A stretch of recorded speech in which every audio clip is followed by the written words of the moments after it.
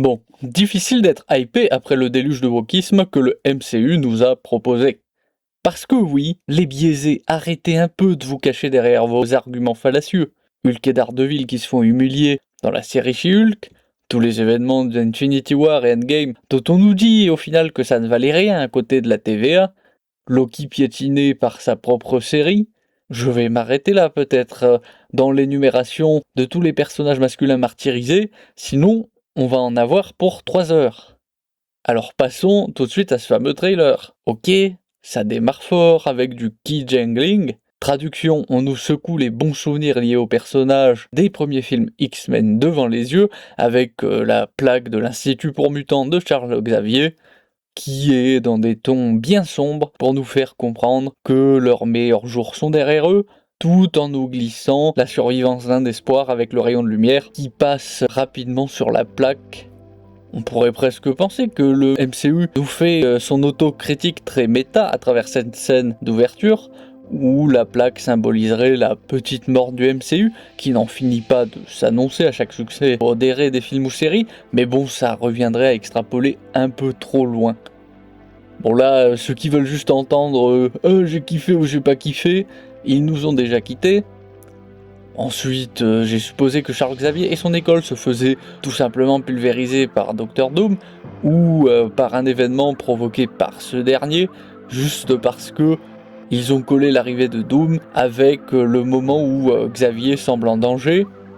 Pas besoin d'être doté d'une intelligence supérieure pour le supposer, et là j'en connais beaucoup qui regardent sur internet les pouvoirs des X-Men pour les comparer à ceux de Dr Doom, et se disent mais attends là, on me prendrait pas pour un gros jambon? Eh bien d'un côté oui, mais d'un autre non. Je sais, laissez-moi vous expliquer avant de m'incendier en commentaire pour cette réponse vaseuse. Dr Doom, il est à la fois un grand stratège, un scientifique de génie et un sorcier d'exception. Il est dans le top 3 des personnages les plus intelligents de l'univers Marvel, et donc, la combinaison de toutes ces caractéristiques du personnage, ça ouvre la porte à du grand n'importe quoi niveau échelle de pouvoir.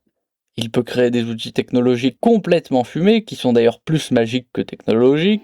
Il a accès à des pouvoirs magiques tout aussi inconstants en puissance, grâce à sa maîtrise des arts occultes, et il est très compétent du côté manipulation psychologique pour parvenir à ses fins. En gros, on n'est pas sur un Thanos, sur un bourrin qui a un éventail de pouvoirs plus rigide, là c'est Be Like Water de Bruce Lee, le bougre s'adapte constamment, des fois il sort des pouvoirs qui font douter de la santé mentale des scénaristes de comics. Par exemple, dans certaines versions, des extraterrestres lui apprennent des pouvoirs loufoques, comme celui d'échanger son esprit avec celui d'autres individus. Oui, comme dans Dragon Ball Z. Enfin bref, c'est pour ça que dans le trailer, vous avez Thor qui a ce discours catastrophé sur leurs chances de réussite. Je vais pas m'apesantir sur l'enchaînement d'apparitions de personnages à l'écran, ça serait indigeste de vous en faire la liste. Ah par contre, petit détail très amusant, on voit Cyclope, des X-Men, qui ouvre le portail dimensionnel de la Force, parce que oui, attention à la confusion due au visuel. Sachez qu'il donne des coups de poing avec ses yeux. Oui, le Gus envoie des lasers qui sont en réalité des patates venues d'une autre dimension. Non, je vous rassure, vous n'êtes pas drogué. Vous avez juste un aperçu du lore des comics. C'est une force qui repousse, elle ne crée pas de chaleur élevée.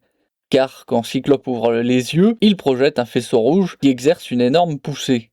Il peut projeter un adversaire à plusieurs dizaines de mètres, percer de l'acier, démolir des murs, ralentir sa propre chute, ou utiliser le recul pour modifier sa trajectoire en plein saut. Si comme je le disais, il ressemble bien à des lasers, leur effet il est plus proche d'un canon à énergie cinétique, traduction à une sorte de gigantesque coup de bélier, qu'à un rayon thermique. S'il porte toujours sa visière, c'est suite à un traumatisme crânien qui empêche Scott de bien maîtriser son pouvoir. Bon après, la version que je viens de vous donner, ça a eu des modifications puisque pendant un temps, Scott absorbait l'énergie ambiante, notamment l'énergie solaire, pour la convertir en énergie de force qu'il projette par les yeux. Puis après, on a eu le Handbook Marvel de 1983 qui nous a donné cette explication du lien avec une autre dimension, une dimension remplie d'une énergie de percussion infinie. Et si vous voulez, ce qui est pas mal, c'est que les deux explications coexistent, mais le délire de la dimension avec de l'énergie, de percussion infinie, on l'avoue à moins, sans trop de surprise. Dans les autres grandes forces de Cyclope, il peut par exemple calculer instinctivement des ricochets très complexes et toucher plusieurs cibles d'un seul tir. C'est ce qui en fait un des personnages un peu sous-estimés d'ailleurs. Enfin, pour en revenir au trailer, Doom qui bloque Stormbreaker avec une seule main, sans le moindre effort. Les gars, je comprends que vous voulez faire comprendre que Doom, c'est le plus balèze des balèzes de tous les vilains. Enfin, redescendez 2 secondes. Ce serait bien de laisser un peu de respectabilité à Thor. On n'est pas sur du héros de seconde zone niveau puissance.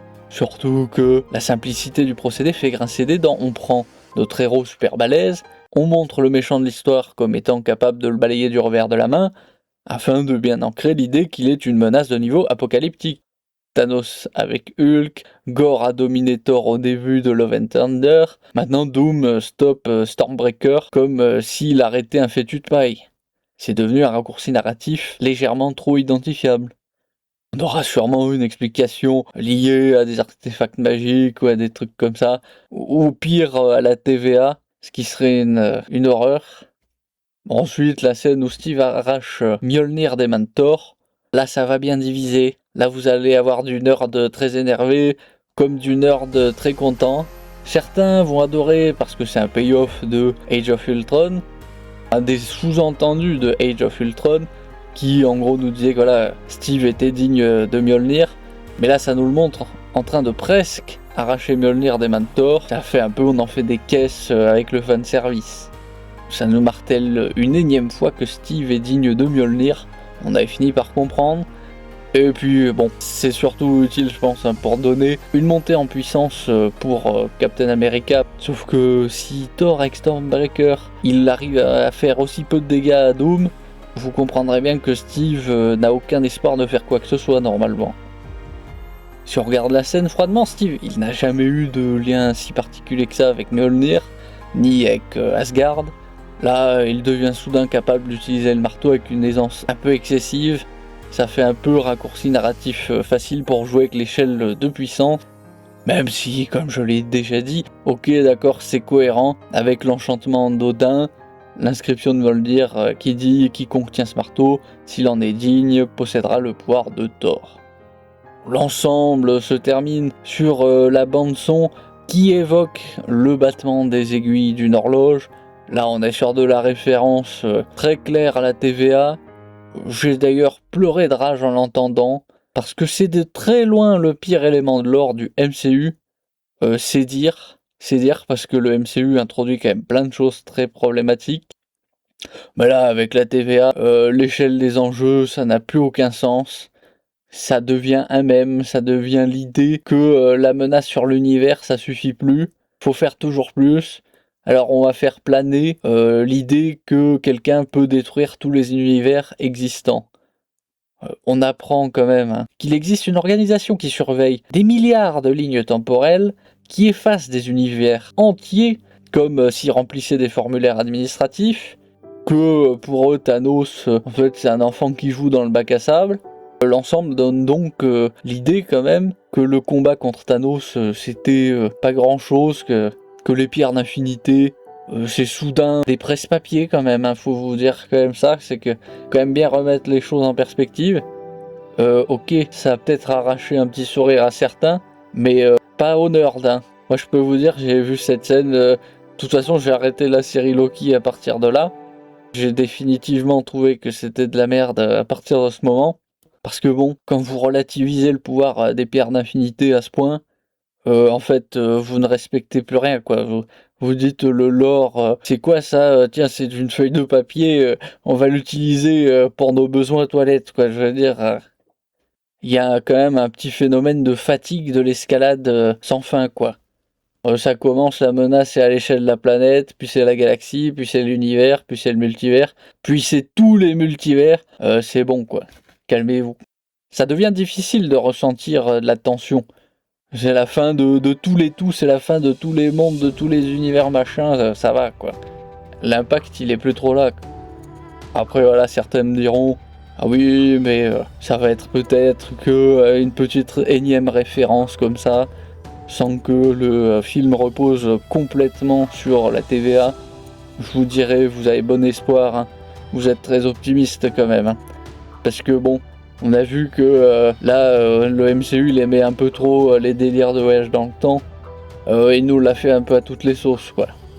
Pour conclure, hein, sur mon avis, j'espère quand même que Doom, il va ramener les enjeux à quelque chose de plus incarné, de plus personnel. Pas comme cette immonde série Loki où on sait pas vraiment qui est le réel ennemi, où l'ennemi il n'existe pas vraiment, c'est une espèce de paumé dans son bureau interdimensionnel à la con, hein.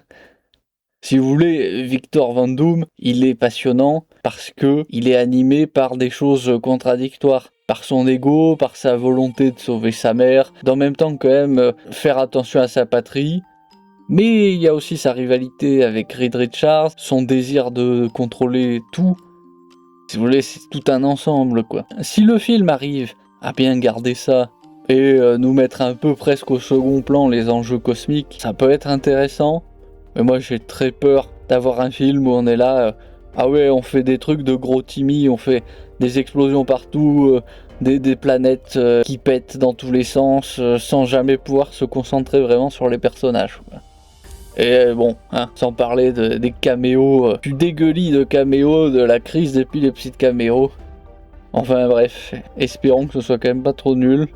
Enfin, j'ai bien peur que ce soit le cas, puisque là on sent le côté un peu endgame.